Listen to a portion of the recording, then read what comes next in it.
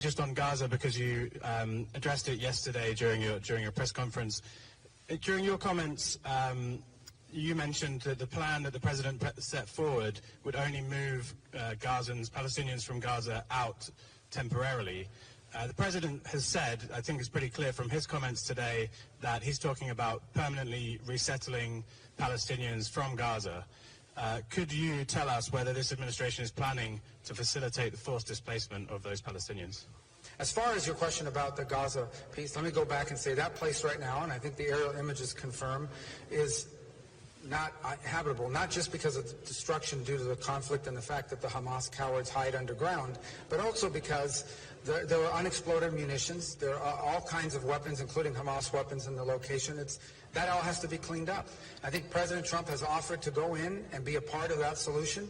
And if some other country is willing to step forward and do it themselves, then that would be great. But no one seems to be rushing forward to do that. And that has to happen. That's the reality.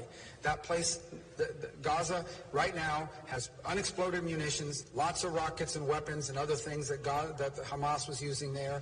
And that needs to be dealt with. And it's very difficult to do that when you have populations on top of you. If some other country is willing to step forward and do that job themselves, then I encourage them to do so.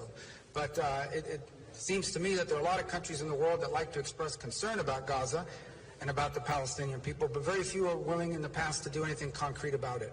And so I think President Trump is trying to stir that and hopefully get a reaction from some countries who do have both the economic and technological capacity to contribute to a post-conflict region.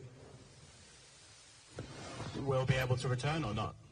Well, again, I mean, that area, when you're removing munitions that are unexploded, I don't think you want people living next to unexploded munitions and weapons depots that have been left behind or are in place because of what Hamas has done. So I think that's just a realistic reality that in order to fix a place like that, people are going to have to live somewhere else in the interim. And there are countries in the region who express a lot of concern about the Palestinian people. And we encourage them to step forward and provide a solution and an answer to that problem.